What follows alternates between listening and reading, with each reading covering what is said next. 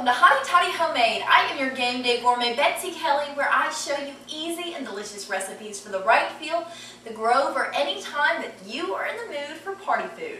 So today I'll be showing you how to make a Chicken Ranch Cheeseball. And this is a really easy recipe. It is perfect addition to any game day table, and it's got very few ingredients, and once again it is super easy to make. So for our ingredients today, you will need 2 blocks of cream cheese, a 12.5-ounce can of canned chicken, 2 cups of chopped pecans, and a regular sized packet of ranch salad dressing powder mix, and some wheat thins. So to begin today, we will take a mixing bowl and we will add our softened cream cheese, and again we're working with cream cheese and we'll be mixing it, so you're going to want to make sure it's at a room temperature at least so it's easy to mix.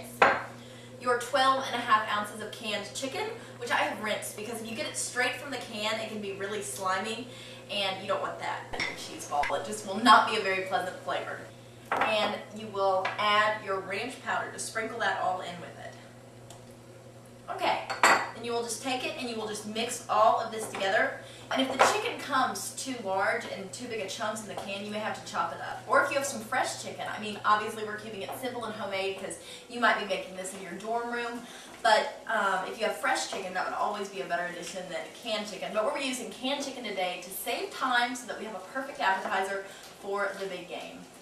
Okay, so we have all of our cream cheese, our chicken, and our ranch mix. So now we will form it into the shape of our cheese ball. Okay, so I'll clear our counter, scoot that over, move our mixing bowls, and I have a piece of Glad wrap. And this is the best because if we have to put it in the fridge to chill it, we can just wrap it up easily. So I'm going to take our pecans and I'm just going to gently sprinkle them onto our Glad wrap. Okay, so we have our pecans in a nice thin, even layer, and we're going to set these aside for just a second while we mold our cream cheese into this nice, perfect cheese ball. So I'm just going to scrape that off and set this aside in my mixing bowl from earlier. And you're just going to have to get your hands in there and get dirty. I mean, since the cream cheese is softened, it's going to be a little bit messy, but that's why you can always put it in the fridge if you need to for later. So just take your cream cheese, which should really easily form into a ball. I'm not having any trouble doing this, except my hands are getting a little dirty. And we will set it over here on our pecans. Just gently press the pecans all over the cheese ball, and unfortunately your fingers will get coated as well when you are coating the cheese ball, but that's okay because part of the fun of cooking is getting dirty. So we will just wrap this up and flip it over, you know, to get the maximum amount of nuts onto the outside. Okay, so now that we have our pecans covered in our cheese ball, I'm going to run over here, wash my hands so we can move on to our third and final step.